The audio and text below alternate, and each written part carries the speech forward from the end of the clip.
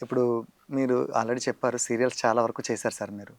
అంటే చాలామంది చెప్పేది ఏంటంటే సీరియల్‌లో జరిగే ప్యాటర్న్ వేరు, సినిమాది జరిగే ప్యాటర్న్ వేరని చాలామంది చెప్తూ ఉంటారు కదా సార్. అంటే ఈ ఎక్స్‌పీరియన్స్ మీకు దానికి ఎలా యూజ్ అయింది సార్? డెఫినెట్‌గా. ఇప్పుడు కొంతమంది జాబ్ చేస్తారు. ముందు అప్రెంటిస్‌గా చేయమ్మా కొన్నాళ్ళు అంటారు. అవును సార్. అవును. అలాగ ఉపయోగపడిద్దది. అవును సార్. సో, అక్కడేంటంటే ప్రాంప్టింగ్ వలన పెర్ఫార్మెన్స్ సరిగ్గా చేయలేరు. అవును సార్.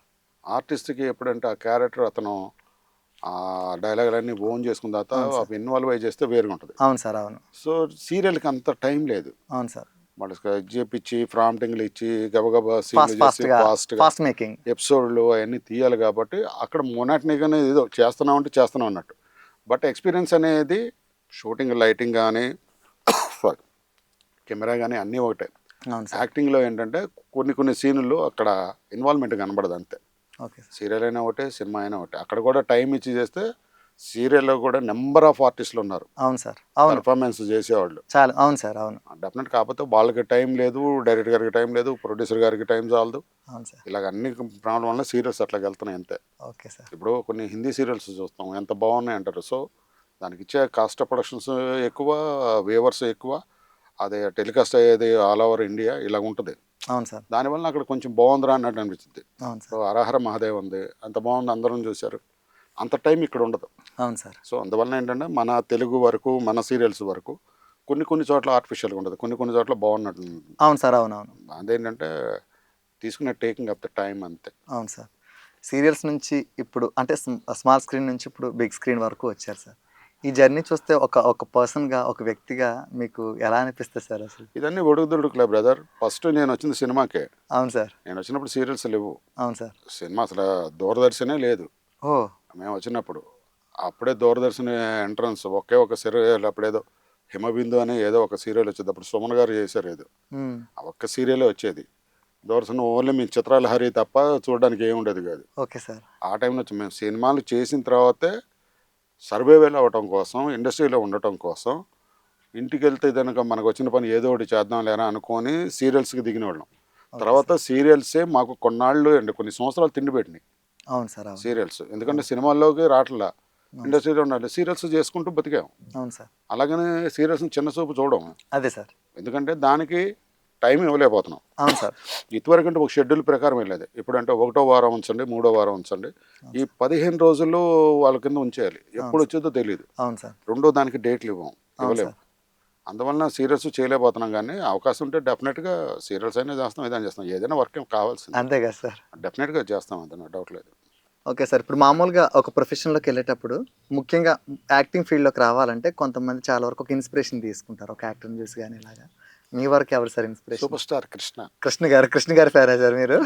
పక్కా కృష్ణ గారితోనే. అప్పట్లో ఏంటంటే చిన్నపిల్లలుగా ఉన్నప్పుడు ఎన్టీ రామారావు గారిది జానపద గీతాలు ఇవి కత్తు. అవును సార్. ఇక్కడ నాగేశ్వరరావు గారు అంటే సాంఘికం. అవును సార్. కృష్ణ గారు అంటే గన్స్, గుర్రాలు. ట్రెండ్ సెట్టర్ అప్పట్లో. అప్పట్లో మా అందుకే ఇక కృష్ణ గారు ఫైట్లు గీట్లు ఉండే కదా.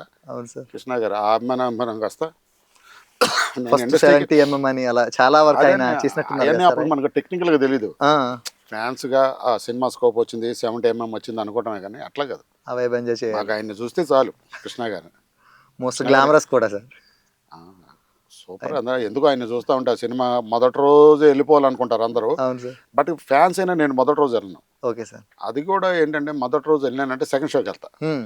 కొంచెం ప్రశాంతంగా కూర్చొని, అంటే ఇదివరకనే థియేటర్లో నాన్ ఏసీ కదా, అవును సార్. ఒక్క పోసి చెమట పోసేదాడు. అవును. అవునవును నైట్ సార్. పూట అంటే డోర్లన్నీ ఓపెన్ చేస్తాడు కాబట్టి సెకండ్ షోకి వెళ్ళేవాడిని. యెస్. వెలుతురు రాకుండా. ఆయన్ని చూసుకుంటూ కూర్చునే కంపల్సరీ వెళ్ళేవాళ్ళం. కృష్ణ హ్మ్. గారు అంటే అభిమానం, అందరూ ఎవరు లేరు. Okay sir. ఇప్పటికి ఇంకా ఆయనే మీకు ఆయన ఎప్పటికి. ఎప్పటికి, ఎప్పటికి. మారదు అది. మారదు. ఇప్పుడు వాళ్ళ తరం వెళ్ళిపోయింది. అవును సార్. ఇప్పుడు నెక్స్ట్ తరం వచ్చింది. అవును సార్. నెక్స్ట్ తరంలో ఎవరు పెర్ఫార్మెన్స్ చేస్తారో వాళ్ళ పార్టీ. అవును సార్. అప్పట్లో అయితే రామారావు అంటే ఆహా కాదు కదా, కృష్ణ అన్న అంటే కృష్ణనే, కృష్ణరాజా కాదు, స్వామిబాబు కాదు, ఇట్లాగే అనేసేవాళ్ళం. అవునవును సార్. సో మేము గుడ్డిగా ఏంటంటే కృష్ణ గారు అనేసేవాళ్ళం. అవును సార్. అవును. ఇప్పుడంటే ఒక్కొక్కరిది ఒక్కొక్క స్టైలు, ఒక్కొక్కరిది ఉంది. అవును ఏ సార్. సినిమాకి ఎవరు పెర్ఫార్మెన్స్ బాగా చేశారో, ఈవెన్ క్యారెట్ ఆర్టిస్టులు కూడా బాగా చేశాడురా అవును అని సార్. అనుకున్నా. అప్పుడు మేము ఎవరూ లేదు, ఓన్లీ కృష్ణ. అక్కడ హీరోయిన్ లేదు, ఏం లేదు, కృష్ణ కృష్ణ గారిని చూస్తూ. అంతే. సార్ అయితే ఆయన చాలా సినిమాలు మీరు ఇప్పటికి చాలా నంబర్ ఆఫ్ టైమ్స్ చూసుంటారు. ఒకే డెఫినెట్. సినిమాని చాలా సార్లు చూసుంటారు కదా! కానీ ఇందులో ఏంటంటే ఒకే సినిమా ఎక్కువ టైం చూసింది నేను అడవిరాముడు రామారావు గారిది. ఓహ్! 17 సార్లు చూసా. ఏం సార్? మా సొంత థియేటర్లో పడింది కాబట్టి, కానీ సినిమా బాగుంది కాబట్టి ఆయన సినిమా వెళ్ళి చూశాను. ఆ, రామారావు గారి ఫ్యాన్స్ కాకపోయినా ఎందుకు అడవిరాముడు ఒక్కటే నేను ఎక్కువ రోజులు చూసింది. అవును సార్. ఓకే. 17 సార్లు ఎన్నో చూసా. ఇక మిగతా సినిమాలన్నీ 4 సార్లు 5 సార్లు అంతే. ఓకే. Okay sir. కృష్ణ గారు అని కాదు కానీ ఆ సినిమా ఎందుకు అట్లా నచ్చింది అంతే, అది చూశాను. అది ఓకే సార్. అప్పటికి ఇప్పటికీ కృష్ణ గారు అంటే అభిమానం అంతే. అవును సార్. అంటే అభిమానం ఇంకెప్పటికీ ఒకసారి పుట్టింది. ఇక లేదు, ఇంకా తల్లిదండ్రుల మీద అభిమానం అలాంటిదో సూపర్ స్టార్ కృష్ణ గారి మీద కూడా అలా అభిమానం అలాంటిదే. Okay sir.